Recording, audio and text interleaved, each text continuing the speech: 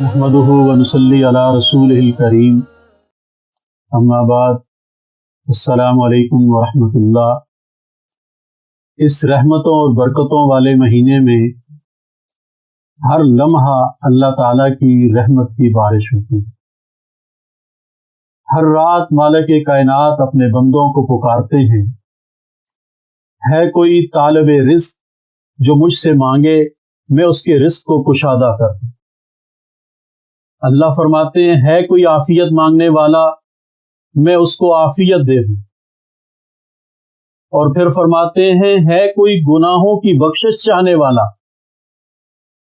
میں اسے اپنی آغوش رحمت میں لے کر اس کے گناہوں کو بخش دوں۔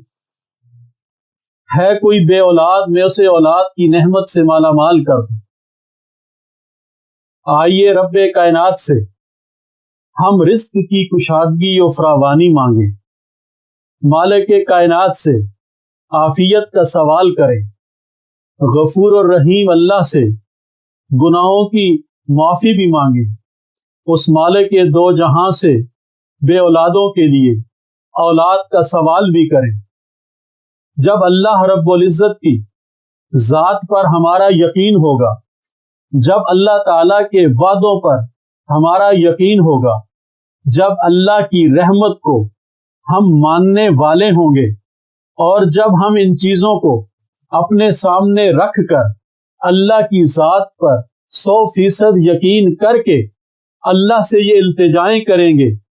تو ہمارا 100% یہ ایمان اور یقین ہوگا کہ اللہ تعالیٰ نے ہماری دعاؤں کو قبول فرما لیا ہے۔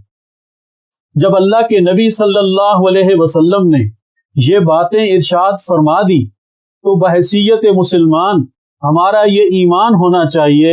کہ کائنات کا سارا نظام غلط ہو سکتا ہے، اللہ کے نبی کی بات کبھی غلط نہیں ہو سکتی۔ جب اللہ کے نبی یہ بات ارشاد فرما رہے ہیں کہ اللہ کی رحمت ہر انسان کی تلاش میں ہوتی ہے،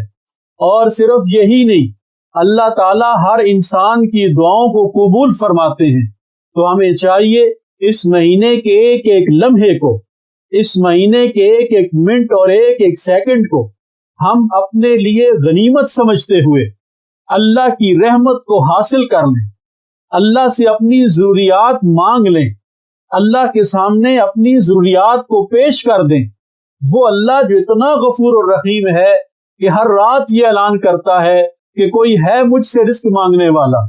وہ اللہ جو اتنا غفور الرحیم ہے جو ہر رات یہ سوال کرتا ہے کہ ہے کوئی مجھ سے عافیت مانگنے والا، وہ اللہ جو اتنا کریم ہے جو ہر رات یہ کہتا ہے کہ ہے کوئی مجھ سے گناہوں کی بخشش چاہنے والا، اور وہ اللہ جو اتنا رحیم اور کریم ہے جو کہتا ہے کوئی بے اولاد کہ میں اس کو اولاد کی نعمت سے مالا مال کر دوں۔ ہمیں اور کیا چاہیے؟